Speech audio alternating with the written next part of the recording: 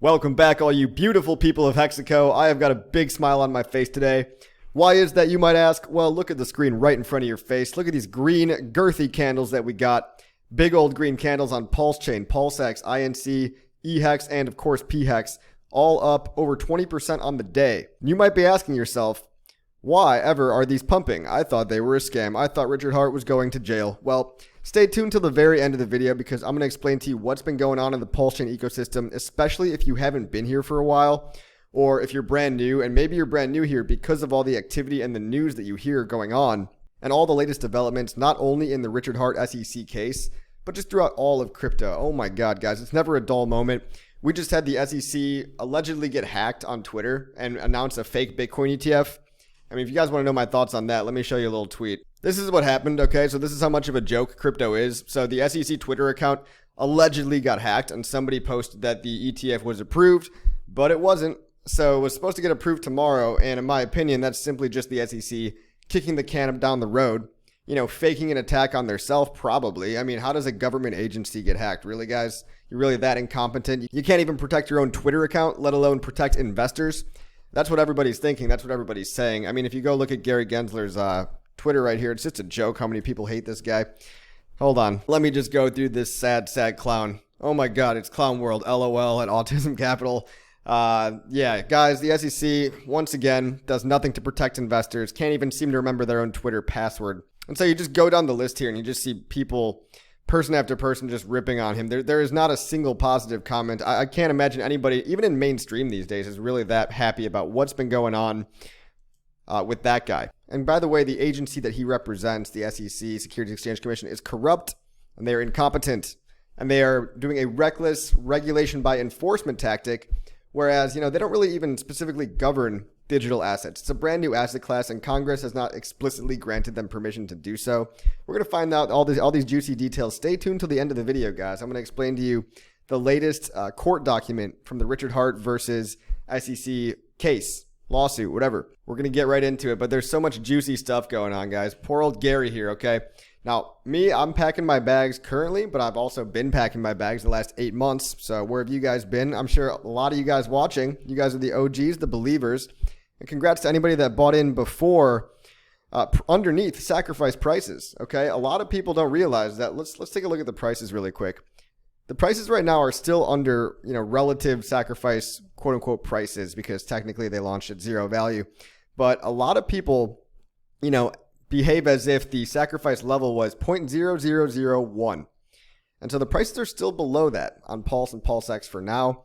Will they stay that way forever? Time will tell. Okay, obviously, I think they're going way higher. Otherwise, why would I have put my whole reputation on this? Why would I have put all my money into this specific vertical ecosystem, and so many other people as well, by the way? So if you're asking yourself, am I too late? Let me just tell you that for the time being, it's January 9th today. And at these current times, at this specific date, I don't know how much longer this is going to last, you can still get a better deal on Pulse and PulseX than people that got into the sacrifice set, like myself, that were super early, that we took a bit of a hit for about 6 months. The past 6 months, we were below what we essentially bought in at. And a lot of people were just scared and skittish because of the SEC, you know, not realizing what I've been beating this drum on for many months now is, number one, they cannot shut these things off. Hex, PulseChain, PulseX are immutable, decentralized code. So the fact that the SEC thinks they could regulate them as like alter egos is kind of absurd anyway. And they can't stop you from buying, you know, Ethereum and bridging it over. These are real decentralized cryptos here, and real DeFi, real freedom of speech, which is what PulseChain, PulseX, and Hex represent. They can't be shut off and they can't stop you from buying it. So, but you know, I understand a lot of people don't understand what this technology is. And if you might be new here, the SEC obviously scared a lot of people, got people a little bit skittish. And I think people are coming around to realize what they got themselves into. So again, stay tuned. Just want to let you know that currently prices are still under sacrifice prices. Hex prices are at the same level they were at, you know, maybe 2.5, 3 years ago. So a lot of people complain about OGs, right? Oh, they're all selling on us. Well, you know what, guys? You can get Hex at OG prices right now, and you could become a new OG at this current time. You know, I don't know how long these deals are going to be around for. I mean, people seem to be very bullish on the news, and I'm not going to say they'll be here forever. So you might want to get your ticket on the train before it leaves the station.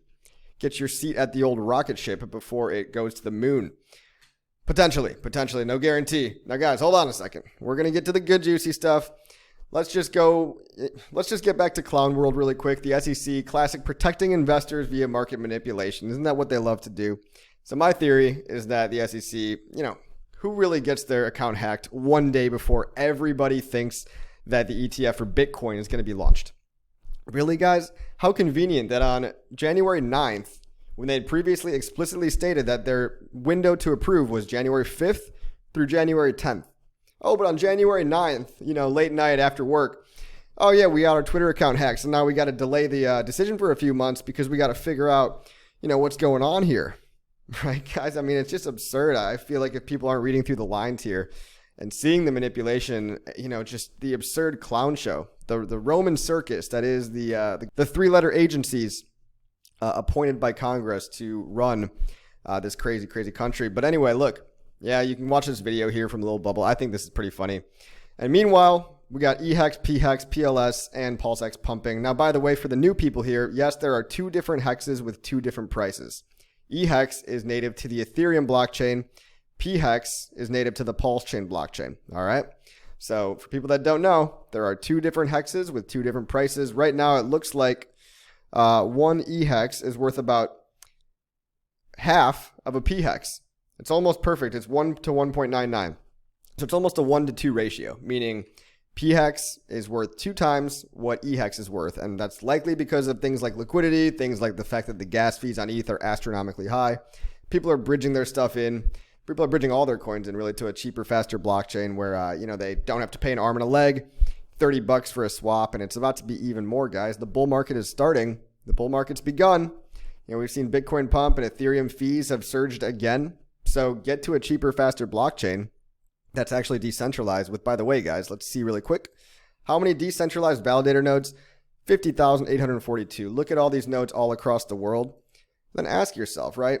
Does the SEC have jurisdiction outside of the USA? No, and even if they did, how feasible is it to shut down a decentralized computer network that's used for publishing code that represents, art, value, and just represents stuff that people like? That's all blockchains are. They're publishing software that's run by a community full of decentralized people. All these people, for the most part, are individuals. Saudi Arabia, Russia, Europe, all across Europe, South Africa, Indonesia, Australia, New Zealand. We got a guy in Alaska. We got South America, Brazil, all kinds of stuff. Mexico. Maybe that's Puerto Rico, Florida. I don't know. And you can't just knock on everyone's door at the same time and shut these off. PulseChain is a clone of Ethereum 2.0. And if you haven't learned about it by now, I highly suggest you look it up. Now is the time to learn about it, not when it's already done a 50x or 100x. Now, there's another little bit of juicy news to recap for you guys lately. So there was a transaction of $3.7 million being moved from the sacrifice address to a different address, which you can actually see right here. So we can just take a look right here, and we can take a look right here as well. And I think if I pull these two things up, we could see right down here. Now, if we do scroll down and do some chain analysis, shout out to Hex Scout. HexScout.com is the best way to onboard into Hex right now. So if you go to HexScout.com and you're brand new to Hex, you want to figure it all out as a beginner, check these guys out. But they just noticed something very cool. Well, a lot of people noticed it. And usually I don't like doing this chain analysis stuff. I don't really care too much about what other people's wallets are doing. Usually it's a road to nowhere or just unnecessary stress, right? Because it's just other people's money. But this one's particularly interesting because we can see the sacrifice address, which is verifiably the 09C address, moved about 3.7 million, well, had about $3.7 million worth of money on the Binance Smart Chain. Now, this could have probably just been from sacrifices done on the Binance Smart Chain, and it was moved to a different wallet. So this is probably somebody loosely associated with the sacrifice address. We don't know exactly who it is, but use your own imagination. Everybody's got their own theory, conspiracy theory. But what if I told you it's a conspiracy theory that's good? What if I told you it's FUD in the upwards direction? Because look what happened with these funds, guys. Went to the 00E address, all right? Then the funds were moved to, I'm going to make this really simple, guys. Then those funds were moved, that $3.7 million were moved to all of these sub addresses. And we can go take a look at any one of these. Let's take this one, for example. Copy this address, plug it into Dex Screener. And this is how you do it, guys. In the bottom, you go to the maker, okay? You go to filter, and you can just paste that address right here. And you can basically just spy on everybody, right? Which is kind of dumb. Like, it doesn't really make sense to waste your whole time every day doing this. But you can see this guy's been buying a lot of not only PulseX, but PLS itself and Hex itself as well, PHEX as well. And so kind of helped create a little bit of a green candle yesterday, which was continued on today by even further good news, back-to-back awesome news. So we've got a whale with $3.7 million buying. Oh, and by the way, guys, there's also been another associated wallet to what's called the God Whale. The God Whale is a whale that's known in the Hex community that loves to buy a whole bunch of coins at the same time and cause giant green candles on the chart. Nobody knows who it is, but he painted an epic green candle in the early days of Hex, and he has also been seen splashing around, and he's got some Ethereum positions locked in a Uniswap V3 pool, probably with the intention to sell Ethereum at around the upper 2,000s, lower $3,000 range. And then allegedly, some people are speculating, using that money to rotate back into PulseChain as well. So what do these big whales know, guys? Well, you can make all the speculation you want. I tend to just think that sometimes smart people get rich and they like to invest in good products because that's how they got rich in the first place, okay? So use your imagination here, but God Whale seems to be interested. We've had some extreme buying, $3.7 million from one guy alone. And then, of course, a bunch of other people hop on because they're lemmings. But really, guys, you should be using your mind. You should be using your critical thinking skills and buy this if you want to. I love it, okay? I love PulseX, Hex, and PLS itself. And I'm buying all three, but, come to your own conclusions. I've got plenty of previous videos about what Hex PulseChain are. But really, the whole topic of this video today is supposed to be about the latest Richard Hart tweet. So I'm going to read this for you guys and decipher it in a pretty concise way. So hopefully you've got another couple of minutes. We're going to get through this in maybe 20, 30 minutes, all right? Stay till the end. You might learn something, and it might make you feel better. It might help you sleep at night about what's been going on with the SEC, especially if you think it's some giant boogeyman, right? Look up the egregore. The concept of the egregore is like when everybody believes in one thing and they make it this mythical, ideological boogeyman. They add power to it unknowingly. So a lot of people have, in my opinion, been perceiving the SEC to be like this giant thing that could somehow stop Hex, PulseChain, PulseX from happening. But really all they can do is give Richard Hart a hard time. And they're kind of bullying poor Richard Hart, right? So Richard Hart's fighting back. Look, he's fighting the SEC for your rights. 11 of his lawyers filed this today, and it was actually yesterday, it seems, January 9th. And ironically, today, the SEC's Twitter account got hacked and a fraudulent message was posted. So what a perfect irony, what a perfect twist of fate. Real life is sometimes stranger than fiction. It's better than fiction, guys. It's better than a movie. Participating in the epic saga, the drama of blockchain, right? So the blockchain literally solves this, he says, cryptographically. If they were just smarter, they could have probably also solved this, or if they weren't lying. And I hope people look into the SEC and see whether or not that fake Bitcoin ETF hack was actually a hack or was it deliberate manipulation? Because I wouldn't be surprised if the SEC was manipulating markets in order to kick the can down the road and delay the decision. I wouldn't put it past them. They don't seem like they've really got the people's best interest at heart these days. So Richard goes on to say blockchains are the first and only immutable public ledger communications technology. That's what they are, guys. That's what they always have been. When you publish something on a blockchain, you're just editing a public database using your private key. And you're just changing some values in a database. You're saying, take these coins out of this address and send them to this address. Or, there's a lot more complicated stuff as well. But at the basis of everything, that's all blockchain tech is. It's open source, peer-to-peer software. Millions of people use blockchains to publish pictures, text, messages. Pictures are NFTs, right? People put text inscriptions, right? The very first Bitcoin block, messages, literature, and more every day. Technology is the future. And we pray to the courts to defend the Constitution and your rights. So we're hoping that the courts, like they have been, right? They have been, the SEC has been losing in courts. And legitimate crypto companies like Coinbase and Ripple, they've been gaining ahead. Even Binance, who I believe was unfairly treated, right? They gave Binance a really hefty fine. But again, that's all it was. It was a really hefty fine. It was like $4 billion. But guess what? I think Binance made like deca billions, right? So it's like a chip off their whole net worth. And yeah, poor CZ, right? But he also did break some rules. But who also broke those same rules is JP Morgan a couple of years ago. And some other big banks like Goldman Sachs have broken similar violations that the Binance was also charged with and gotten much lighter penalties. Okay, so it smells like corruption to me. This whole thing is just, it's all bad, guys. The deeper you look into this stuff, it's a double standard. And they really it's crony capitalism. It's a revolving door.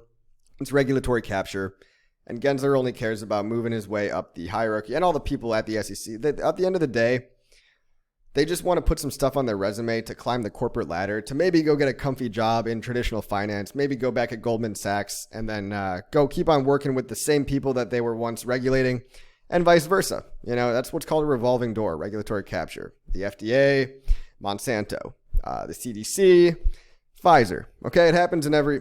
I'm just going to get into the actual thing, okay? This is the submission that Richard Hart's 4 different law firms and 11 different lawyers from, I think, 5 different states all filed this on behalf of Richard, who is obviously not representing himself. I think it would have been awesome if he went full on Goodwill Hunting.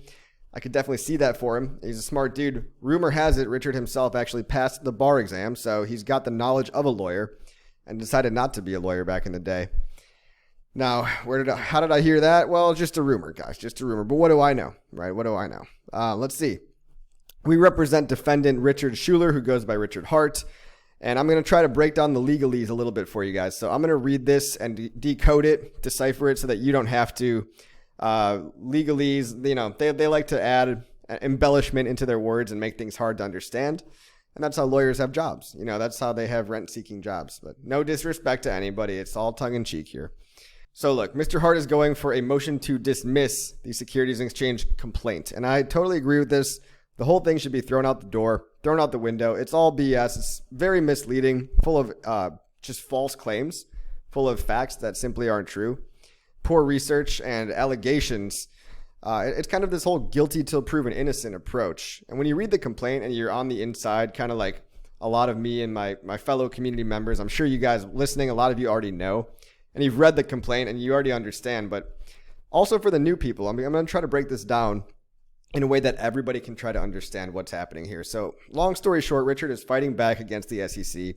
They picked a fight with the wrong dude. All right, this is a guy that's got tons of money, infinite resources, you know, pretty much as much time, if not more, than the SEC, because this is Richard's life and blood, you know, blood, sweat, and tears. This is his whole life energy has been focused on blockchain tech and making better blockchain tech to make people rich and free and, you know, just have better quality of life.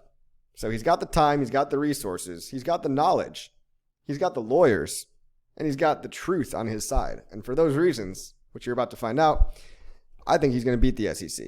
And at the end of the video, you can decide, what do you think? If you think he's going to lose, well, you know, don't come near this. This isn't for you.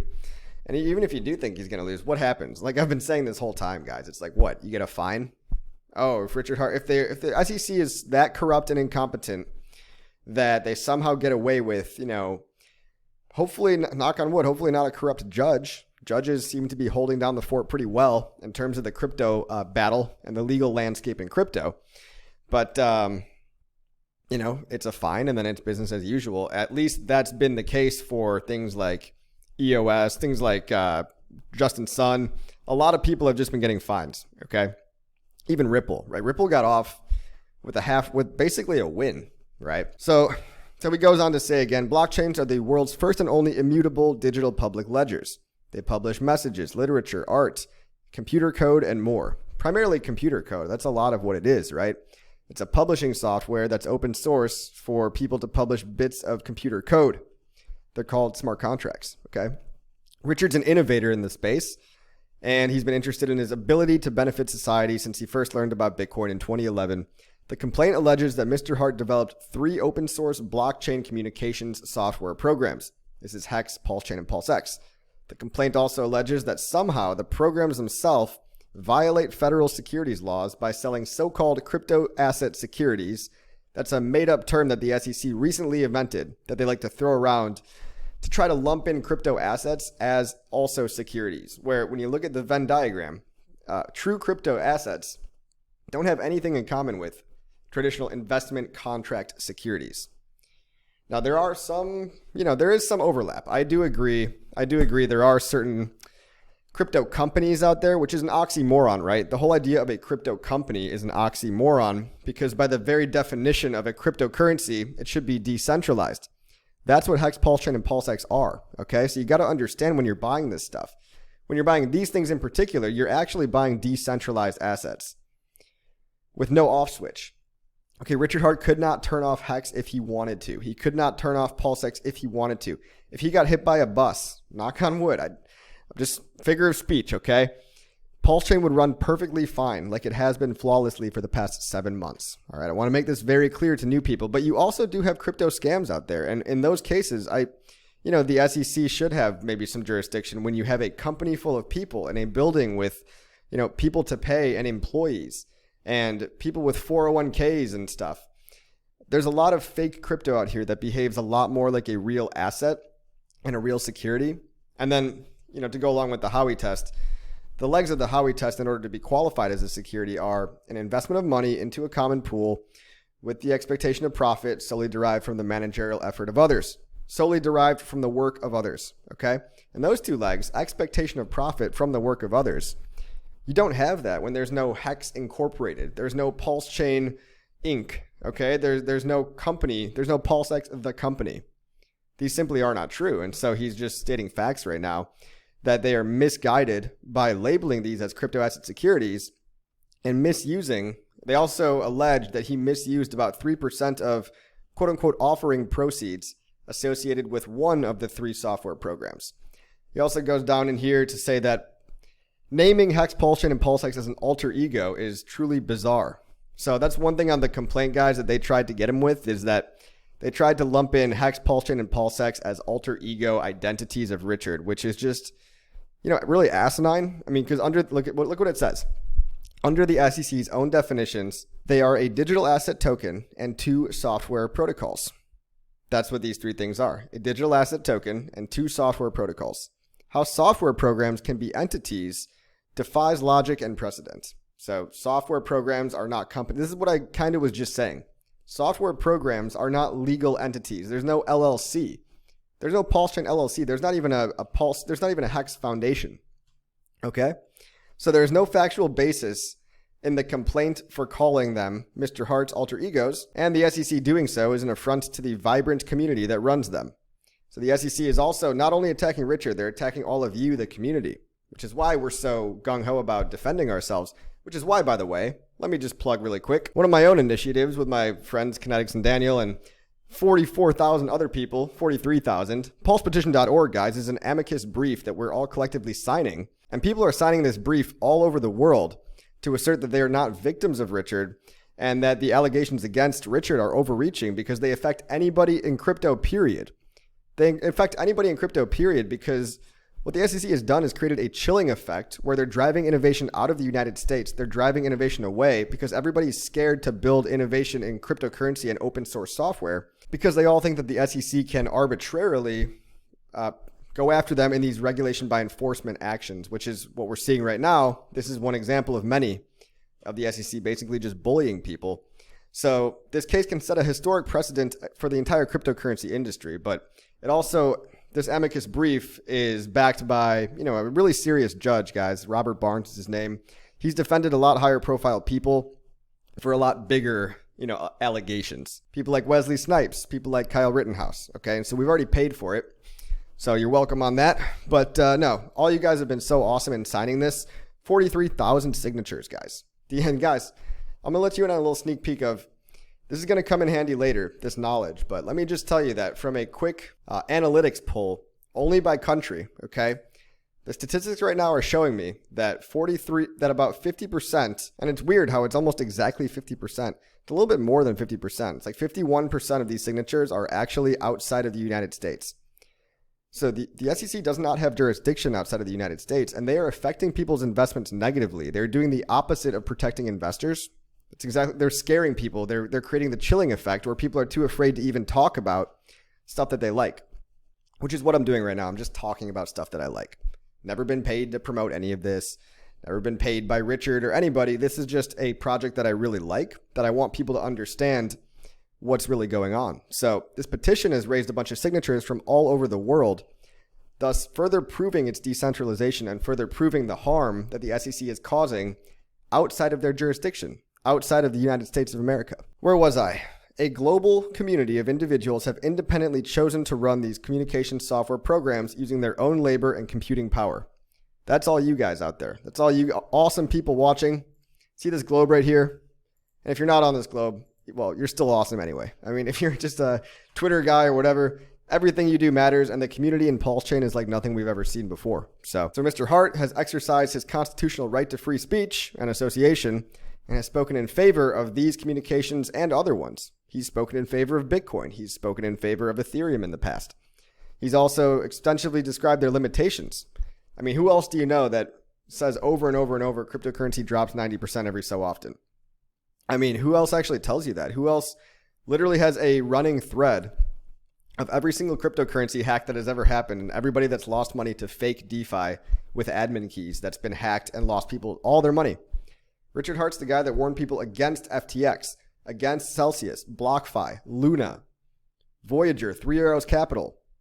The list goes on. And even to be alive in crypto right now and have not have lost all your money is awesome. Think about how awesome you have it to have not been scammed by one of these fake crypto centralized companies that Mr. Hart here so often goes on about, about just not your keys, not your coins, self-custodying your own crypto and knowing your own private keys and doing crypto the right way. Because there is a right and a wrong way to do crypto, and crypto was invented to get rid of middlemen. So the last thing we should be doing is trusting these middlemen that have lost billions of people's dollars.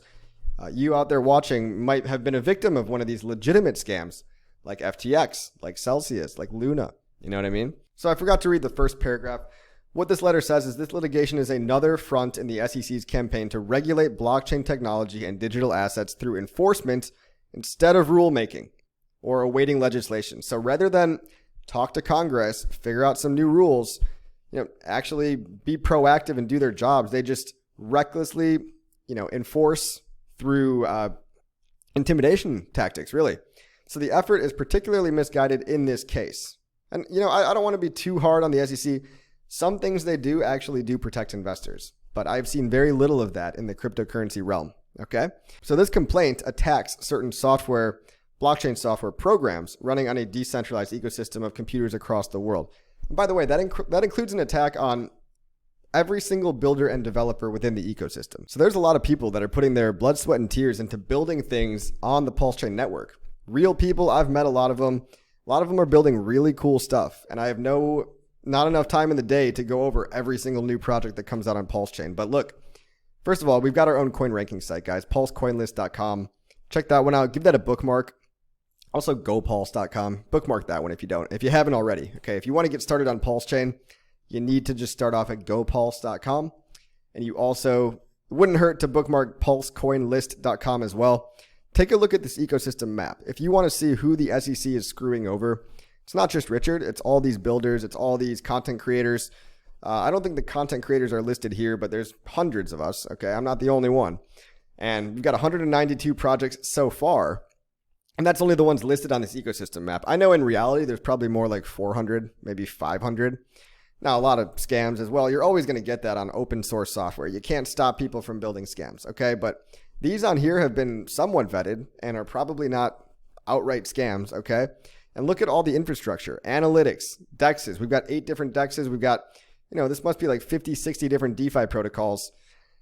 On-ramps and off-ramps, I know we've got at least double that.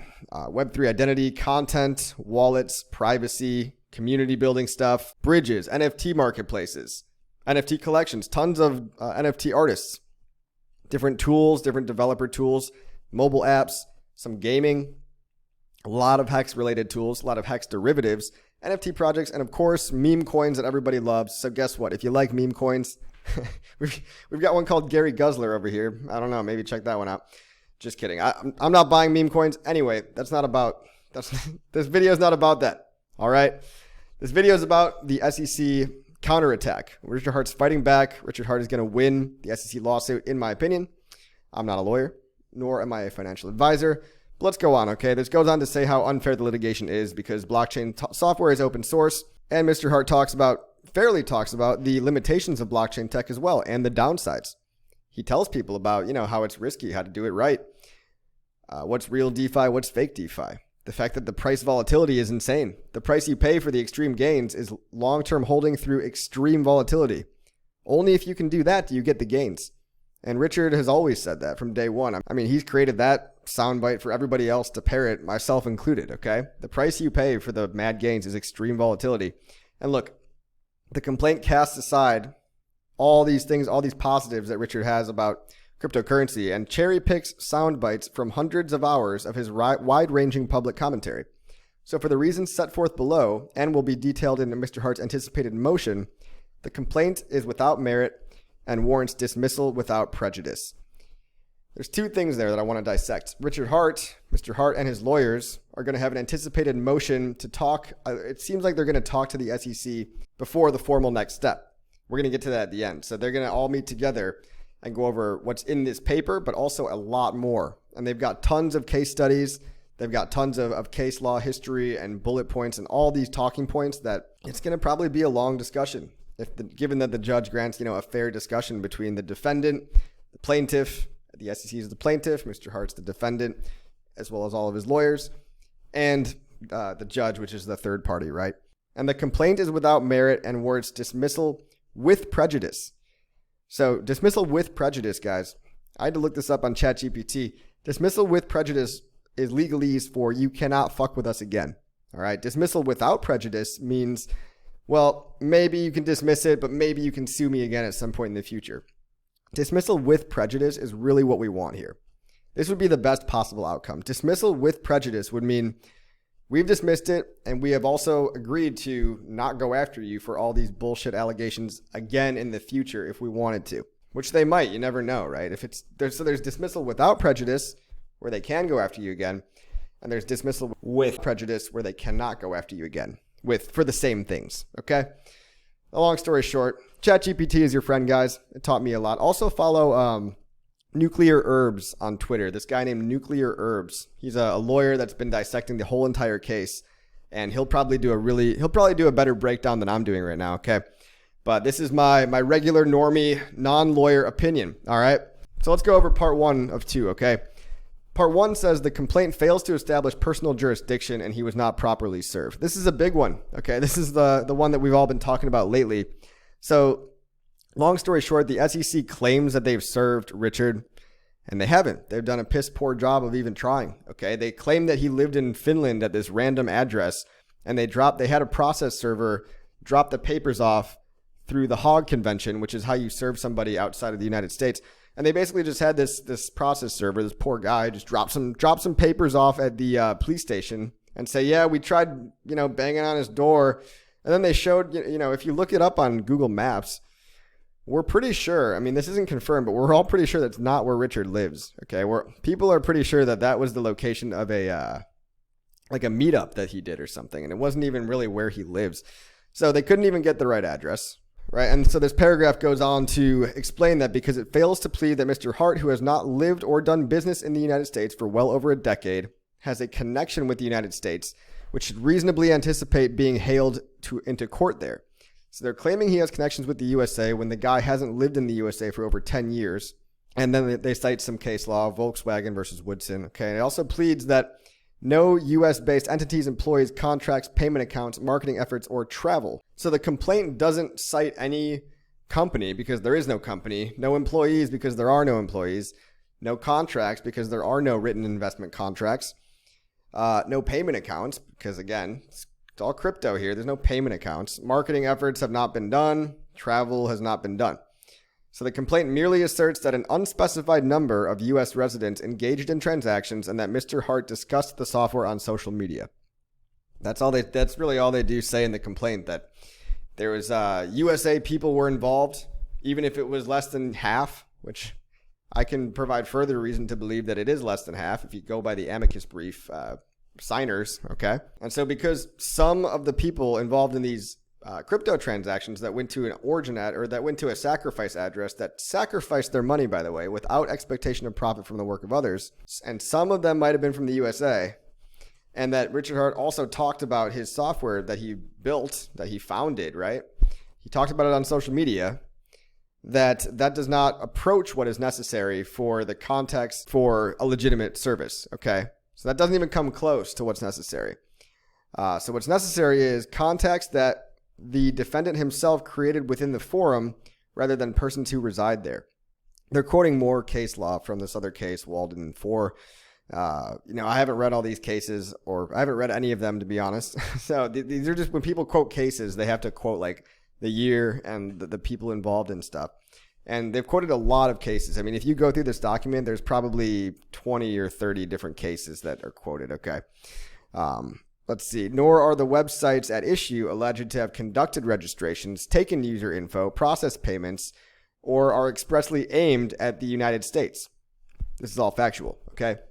It's a global cryptocurrency is a global movement. It's organic, it's grassroots, and it doesn't abide by any borders. Okay, so the people that were involved in the sacrifice could have been all over the globe, not just the USA. And of course, on the website, there was nothing about taking user info. You never signed anything up. Okay, you never put in your email, or you never signed a piece of paper, and you never processed a payment on Stripe. No one put in their credit card info.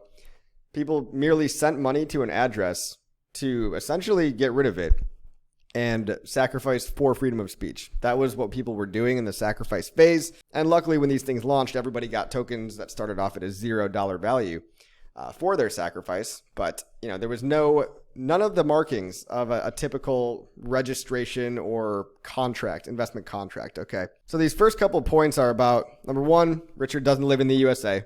All right, he doesn't live in the USA. He's got no company. He's never done any marketing effort. He merely talked about the stuff on social media. All right. Number two, the websites that are in question have never taken any user info, never processed any payments. And finally, number three, for proper service, the court should also dismiss the whole thing under Rule 12b-5 because dropping papers at a finished police station is not a valid service.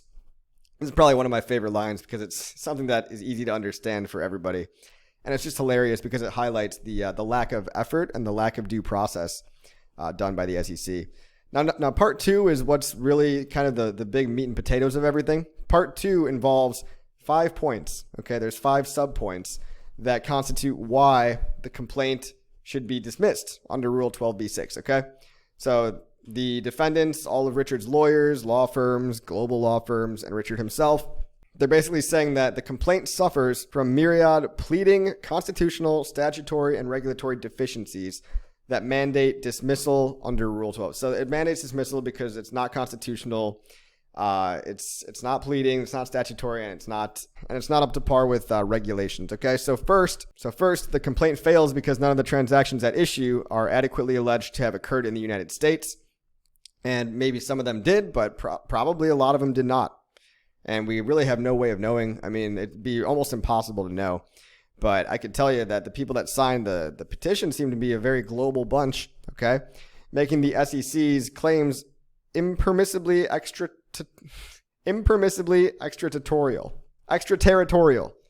God, this legalese, man. Impermissibly extraterritorial just means that they're acting outside of their granted territory, okay? So because they're happening outside of the United States, they're also quoting some case law against Australian Bank versus Morrison. So they're saying you're acting outside of the USA, all right? They kind of touched on that above a little bit too. To establish the required domesticity, the SEC must allege details showing with respect to each alleged wrongful transaction that title was transferred or irrevocable liability was incurred within the United States. And that's taken from a different case, Absolute Activists versus Facetto. So this other case established some laws that in order for the transaction to be official, there has to be a title transferred or irrevocable liability. Neither of these two things exist. So just one more bullet in the chamber for the SEC there. So the assertion that the SEC securities transactions took place in the United States will not suffice. Okay, that was the SEC's assertion. And then the counter argument. Okay. Here, the complaint does even less, alleging that there were some investors in the United States. That is not nearly enough, as a purchaser's citizenship or residency does not affect where a transaction occurs. And I guess this is very important because according to the Pontiac policemen's, this particular case, UBS versus Pontiac policemen and firemen, they basically, it sounds like they said that a purchaser's citizenship or residency doesn't affect where the transaction occurs. Meaning, if I was a citizen or resident of Argentina or the USA, but I happen to be on vacation in, I don't know, Hawaii, or that's a bad example. Let's say I'm on vacation in Thailand. So there's already previous case law to establish that your residency is not the same as where the transaction occurs. And that could have been very different because everybody's got a complicated life. We don't know where people are traveling. there's no way to know for sure not only where they're a citizen of, but if they were traveling whenever the transaction occurred. And again, it would be very, very hard to ever find that out. Probably impossible. The domestic offer allegations are similarly wanting. So I guess they're comparing the offer allegations to a SEC versus Goldman Sachs case. Oh, Gary Gensler used to work at Goldman Sachs. He should be very, very familiar with this one. I'm not familiar with this one, but Mr. Gensler should be. And by the way, guys, it's not actually Gary Gensler that's in charge of the case. It's like a different lawyer from Dallas, Fort Worth, I believe. So it's not even like, I mean, he's only the chairman, right? So unfortunately, like Gary Gensler is the figurehead, but there's a lot of people working there. And, you know, they're all, you know, there's a small subset of people are assigned to this particular case. Like there's one head lawyer guy, and then there's like maybe three or four other guys assigned to this case at the SEC. You can go read all their names online. You can just go look up the thing online and read all their names if you want to. It's very public, and I'm just saying, it's out there. That information's out there. Second, the second point in this thing is the complaint fails to allege facts that could support the conclusion that Hex, PulseChain, and PulseX are investment contracts and are therefore subject to federal securities laws. So the complaint lacks a single allegation of any contract of Mr. Hart or anyone, let alone an investment contract. There were no contracts. That's a fact. I didn't sign a contract. Did you sign a contract? I was not aware of any contracts in this whole process. So, yeah, the complaint is alleging for their second point that the word investment contracts is very, very important here. Okay, so the investment contracts is what the Coinbase, the whole Coinbase litigation right now, they're really focusing around this word investment contracts. And rightly so, because, you know, people putting money into a sacrifice set is not the same as an investment contract. And this terminology is very different. I mean, what the SEC primarily regulates is securities, which has very little to do with modern day, you know, digital assets, which should, you know, probably have completely different regulation, legislation, and all that. So without that, it says the complaint does not plausibly allege the existence of any security, and a host of other failures to plead an investment contract also warrant dismissal, as will be explained in Mr. Hart's motion. Mr. Hart's motion is Mr. Hart's motion to dismiss over here. Mr. Hart's motion to dismiss. Third, the complaint fails to plead fraud with particularly Rule 9b, meaning that there are no misstatements or omissions alleged, nor are there any material, nor is scienter sufficiently pleaded. So I had to look this word up, scienter. Scienter over here just means a Latin term that means knowledge, and in legal context is used to refer to the state of mind a person who is alleged to have committed a wrongful act. So when a party is required to plead scienter, it means they're required to provide enough details in their legal complaint to demonstrate that the alleged wrongdoer had the requisite level of knowledge or intent to commit the fraudulent act. And so they're basically saying there was no scienter, there was no knowledge of committing a fraudulent act, and there's not enough information granted in this here complaint. There's no specific misstatements or omissions, and there's not even any material at all, right? There's like 3 or 4 sound bites clipped from Richard Hart. If you read the complaint, it's actually pretty pathetic if you actually go read the whole thing. When you compare it to everything that Richard Hart's ever said, and you find like the 2 or 3 things that they say that he did say that they quote him on, like they really don't have much relation to misstatements of misappropriation and stuff like that. So the complaint identifies no deceptive statement or conduct at all. And if you go read the complaint, which you're free to do, just Google it. It'll come up right away, I'm sure. But there was no statements to deceive. And if you listen to Richard Hart, guys, if you listen to him talk over and over again, he says over, like ad nauseum, he says, I do not work for you. He says, you must have no expectations of profit from the work of others. And I will never, ever, ever do any work for you ever. If you actually go read the Amicus brief, you could find, we got a couple of instances of Richard Hart saying that. And I'm sure we could find tens, maybe hundreds of instances of him saying that. I don't work for you. You must not expect anything from the sacrifice phase. When you sacrifice, your funds are gone. This is common knowledge that he repeated over and over and over again because he was trying to follow the rules. He was trying to abide by, failing the Howey test and not being a security. And so if you read the complaint, there are no deceptive statements or misstatements. It just says he did securities fraud. He misappropriated funds. And then there's not a whole lot of anything about a deceptive statement that would imply scienter or, implied knowledge that he broke a rule. Now I'm going to try to speed through this, okay? I'm going to try to speed through this. You guys can read this on your own time. The fourth The fourth bullet point here is that the court should dismiss the complaint because the SEC runs afoul of major questions in the doctrine. Basically, this one is saying that they don't have transformative expansion in authority, and they can't act without, and they're acting without clear congressional or authorization, meaning they don't have jurisdiction to regulate these in the first place. This whole point is basically they don't even have jurisdiction over digital assets in general, because it hasn't been decided by Congress, or the executive agencies have not been granted these things by Congress. Look right here. Executive agencies only have the powers granted to them by Congress, and there have been no discussions. And in fact, a lot of people have been saying, there's a lot of people in Congress very unhappy with the SEC right now. Senator Davidson and I believe a couple of other ones, they have not delegated authority over digital assets to the SEC. And look, the industry regulation remains subject of an earnest and profound debate. So rather than follow the political process or even engage in rulemaking, the SEC seeks to press forward with regulation by enforcement. The court should halt the effort and dismiss the court simply on this matter alone, okay, consistent with Supreme Court precedent. So it's exceeding its lawful authority, acting outside of what it's supposed to be doing, basically. Fifth, the final point here says, the court should dismiss the complaint as it unconstitutionally infringes on the freedom of speech and freedom of association granted by the First Amendment. And people, Mr. Hart and the people that run Hex, PulseChain, and PulseX software, probably all of us, you and I, if you trade on PulseX or you stake your Hex or you run a PulseChain validator, the complaint seeks to impose content-based restrictions on computer code, which computer code constitutes protected free speech under the First Amendment in the USA. The SEC's effort to halt the expressive conduct and association of individuals who believe that free speech is a protected human right and blockchains are free speech. So this is the point that we've been talking about for a long time here. Blockchain technology is freedom of speech.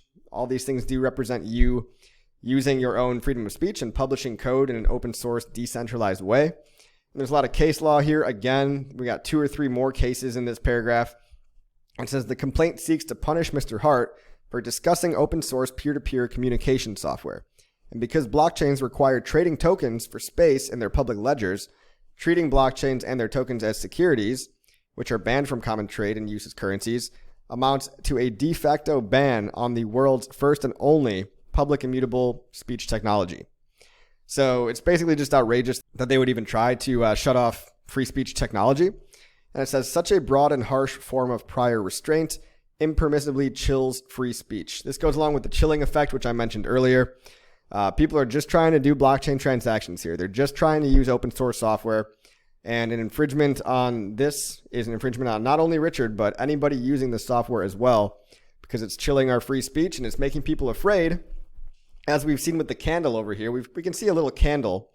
Let me take you back to a candle. Now, the candles are looking good today, but I can point to a very specific candle on a chart where the SEC may have chilled free speech, okay? So you might notice a particularly big red candle here. I'm talking about this one. Talking about this candle right here. Yeah, these 2 candles that my arrow is pointing to, these were the SEC news when that came out. So the price dumped, what was it, like 60% in a couple of days? 60% in 2 days. And, you know, usually the news follows the price, but in this case, the price followed the news because people were scared, because people don't know about the SEC. They don't know that it's a civil agency that's not criminal, but they don't even know what powers it has. Everyone's just very confused by the whole thing. Now, luckily, we've made a great recovery. Look where we're at today. We've made a very good recovery. We're nowhere near dead, and I believe we're only just getting started, okay? Things are only just getting warmed up. But that said, this is a good example of the chilling effect of people saying, nope, I'm out. SEC, I don't want anything to do with those guys. They're scary. And they are. You know, they're kind of just intimidating and kind of bullying people for trying to use open source peer-to-peer communication software, which I believe is a great way to frame what blockchain tech is. All right. So Richard Hart moves to dismiss the complaint for these reasons and potentially others. The parties have met and conferred. Okay, this sentence is really interesting here. The parties have met and conferred and jointly request the following briefing schedule. A motion due April 8th. That's 90 days later after this current letter. Then the SEC to respond on July 8th, and then a reply due on August. So I guess the final moment of potential clarity, and I could be wrong here, but we've got a lot of clarity already, but we're going to have even more by August of 2024. And so the big dates to watch out for are April 8th then July 8th, then August 22nd. But what's interesting is that the parties have already met and conferred jointly. So I'm wondering, does this mean that, the parties has the SEC and Richard Hart's lawyers already met and conferred jointly and requesting so have they already gotten together and kind of worked something out? That's what I'd like to know from guys like Nuclear Herbs, right? What do we think about that, right? Have they already been meeting with each other and are proposing the next steps forward before the mandatory briefing schedule? And then Mr. Hart respectfully requests that the court schedule a pre-motion conference. Okay, a pre-motion conference is interesting. That means I guess they all get together before the first motion and approve the briefing schedule. And that would be the briefing schedule that it seems like has already been agreed upon. So it seems like the parties have met and agreed upon this schedule. And now the court just has to approve that schedule of events. But look, guys, you can read the final page. This is 4 different law firms. If you want to go look them up, feel free. You can see all their glory and how wonderful they are. These are people from New York, right? New York, Los Angeles, Dallas, Texas, Santa Monica, and more New York. A lot of New York lawyers, guys, which makes sense for their jurisdiction, right? It does make a lot of sense for where the thing is being held in New York, or they're trying to get them to appear in a court in New York. So you got 3 lawyers from this firm. You've got 2 from Kirk and Ingram. You've got 2 from Gray Reed, and you've got 4 from Quinn Emanuel. So look those up if you want to. Well, I've pretty much exhausted myself reading all that legalese, guys. I hope you learned a thing or two. I basically just tried to read it out loud. I didn't do a whole lot of interpretation. But there you have it. That's the latest update. What do you think, guys? Are we going to win? Is Richard Hart going to beat the SEC? Are we all going to be, bathing in the glory of freedom of speech? And, this amicus brief is going into the judge as soon as possible, who will be forced, who will have to read that. And that's all you guys, all the whole community together, 44,000 signatures. Congratulations to everybody that's made it this far. Congratulations to all the believers. I know it hasn't been easy, but I think we're only just getting started. And I think this year is going to be an awesome year for the PulseChain and Hex and PulseX community, especially knowing that Richard's got a ton of time, a ton of resources, and nothing but pure drive to win. Okay. I mean, this guy doesn't want to fail. He's a serial winner. All right. He's had a lot of successful businesses in the past. And when you play ball at this level, SEC lawsuits are sometimes par for the course. I mean, look at Tesla, right? Tesla, the company, has always got like multiple SEC lawsuits going on, it seems like, at any given time, right? That's why companies have legal teams, because lawsuits are common in the USA. And sometimes they win, sometimes they lose. Richard seems like the guy that, in the worst case, could probably pay a settlement or a fine or whatever if he actually did anything wrong, which I currently am of the belief that he did not do anything wrong. For all those reasons in the document, plus if you've been following my live streams, I don't think he's done anything wrong. He was rich before crypto. A lot of people think, oh, he's selling Hex, he's selling PulseChain. These are all baseless claims. You cannot point to a single point on the chart and say anything about where the origin address or anything has ever sold any coins. Now maybe the only FUD you have is, oh, coins were bought. Nobody ever thinks about that, right? Oh, if he sells coins, it's FUD. But if he buys coins, what is it then? What is it then, guys? Or is somehow buying coins, if a person buys his own coins, is that the FUD? Because everybody's so used to getting dumped on all the time by Charlie Lee and Vitalik. Oh, it's okay when they dump on their followers, the Ripple guys. But if Richard ever dumps any of the coins, he's a scammer. Even though Charlie Lee literally sold all of his Litecoin. Like, the double standard's insane. And then it's also very common, now that I'm thinking about it, for companies to do stock buybacks. Because why wouldn't they want more of their own stock?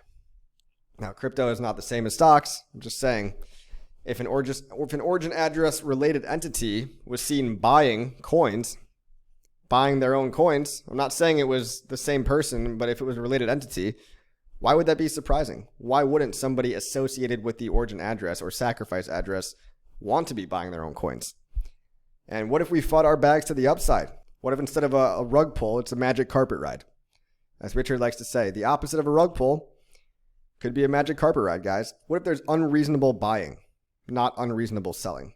What if what we have to worry about is not getting our bags packed in time for all that unreasonable buying? Because, guys, when the price goes up in crypto, it could go up like, kind of like that. It can go higher than people ever imagine, and it can also go lower than people ever imagined. So I'm hoping the future looks bright. Survive till 25. I'll be here the whole time.